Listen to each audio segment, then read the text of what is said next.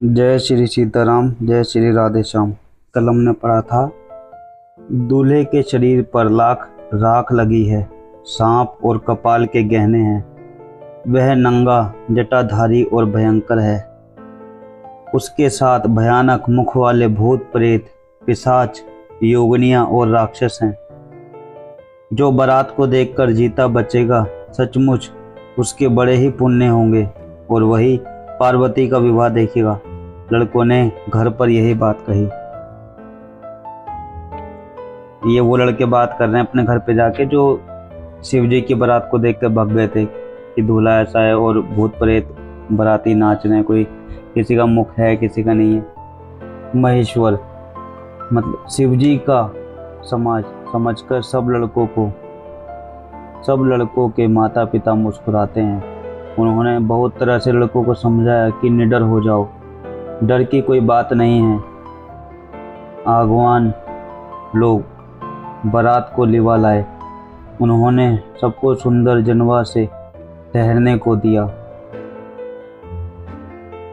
मैना पार्वती जी की माता ने शुभ आरती सजाई और उनके साथ ही स्त्रियां उत्तम मंगल गीत गाने लगी। सुंदर हाथों में सोने का थाल सुशोभित है। इस प्रकार मैना हर्ष के साथ शिव जी का परिछन करने चली। जब महादेव जी को भयानक वेश में देखा तब तो स्त्रियों के मन में बड़ा भारी भय उत्पन्न हो गया। बहुत ही डर के मारे भागकर वे घर में घुस गई और शिव जी जहाँ जनवासा था वहाँ चले गए। मैना के हृदय में बड़ा दुख हुआ। उन्होंने पार्वती को अपने पास बुला लिया और अत्यंत स्नेह से गोद में बिठाकर अपने नील कमल समान नेत्रों में आंसू भरकर कहा, जिस विधाता ने तुमको ऐसा सुंदर रूप दिया है, उस मूर्ख ने तुम्हारे दूल्हे को बावला कैसे बनाया। ये पार्वती जी की माँ बात कर रही है पार्वती जी से शिव जी का ये वेश देखने के बाद, और भगवान पर गुस्सा कर रही हैं। जिस विधाता ने तुमको सुंदरता दी, उसने तुम्हारे लिए वर बावला कैसे बनाया। जो फल कल्प वृक्ष में लगना चाहिए वह जबरदस्ती बबूल में लग रहा है। मैं तुम्हें लेकर पहाड़ से गिर पड़ूंगी, आग में जल जाऊंगी या समुद्र में कूद पड़ूंगी। चाहे घर उजड़ जाए और संसार भर में अपकीर्ति फैल जाए, पर जीते जी मैं इस बावले वर से तुम्हारा विवाह ना करूंगी। हिमाचल की स्त्री मैना को दुखी देखकर सारी स्त्रियां व्याकुल हो गई। मैना अपनी कन्या के स्नेह को याद करके विलाप करती है और रोती हुई कहती थी, मैंने नारद का क्या बिगाड़ा था, जिन्होंने मेरा बसता हुआ घर उजाड़ दिया और जिन्होंने पार्वती को ऐसा उपदेश दिया कि जिससे उसने बावले वर के लिए तप किया। सचमुच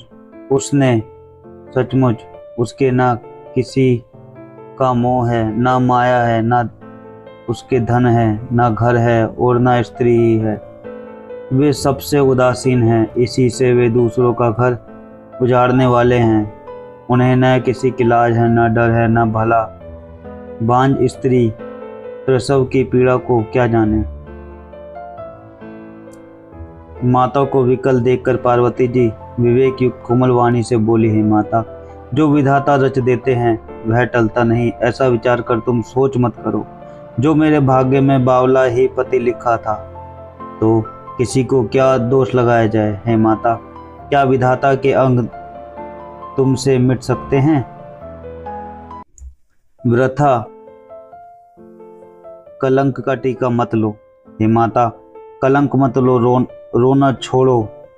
यह अवसर विषाद करने का नहीं है।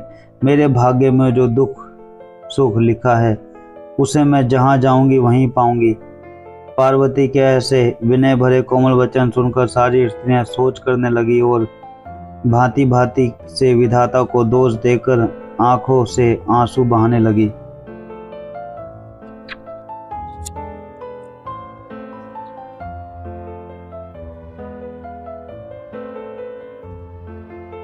इस समाचार को सुनते ही हिमाचल उस समय नारद जी और सप्त ऋषियों को साथ लेकर अपने घर में गए। तब नारद जी ने पूर्व जन्म की कथा सुनाकर सबको समझाया और कहा कि हे मैना, तुम मेरी सच्ची बात सुनो। तुम्हारी यह लड़की साक्षात जगत जननी है। ये अजन्मा, अनादि और अविनाशिनी शक्ति है।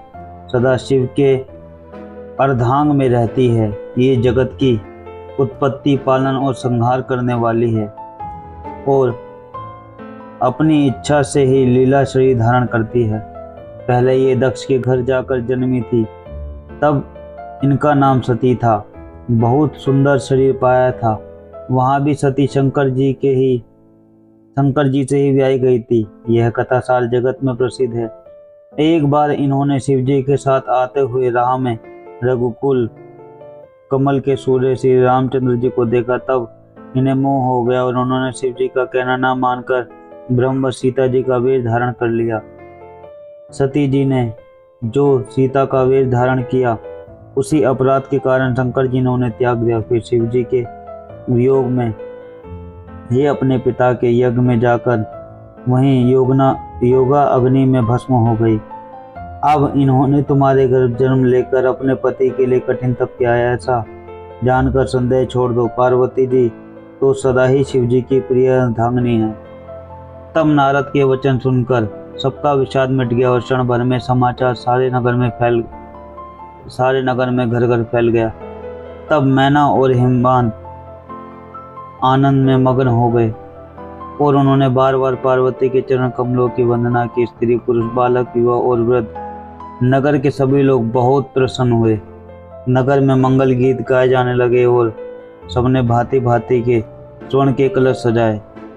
पाक शास्त्र में जैसी रीति है, उसी के अनुसार अनेक भांति भांति की ज्योनार हुई, मतलब रसोई बनी, खाना बनाया। जिस घर में स्वयं माता भवानी रहती हो, वहाँ की भोजन सामग्री का कैसे वर्णन किया जा सकता है। हिमाचल ने आदर पूर्वक सब बारातियों को, विष्णु, ब्रह्मा और सब जाति के देवताओं को बुलाया। भोजन करने वालों की बहुत सी पंगतें बैठी। चतुर रसोइये परोसने लगे। स्त्रियों की मंडलियां देवताओं को भोजन करते जानकर कोमल वाणी से गालियां देने लगी। सब सुंदर स्त्रियां मीठे स्वर में गालियां देने लगी और व्यंग भरे वचन सुनाने लगी। देवगण विनोद सुनकर बहुत सुख अनुभव करते हैं। मतलब जब सब बाराती खाना खा रहे थे तो ये रिवाज पहले से ये कोई मस्ती है कि वहाँ सारी जितनी स्त्रियां थी, महिलाएं थी, वो उनको खाना खाते हुए गालियां दे रही थी।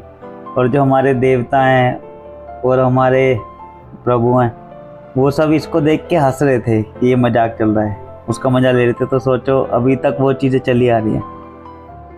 ये अलग ही फीलिंग है। इसलिए भोजन करने में भी बड़ी देर लग रही है। भोजन के समय जो आनंद बढ़ा, वह करोड़ों मुख से भी नहीं कहा जा सकता।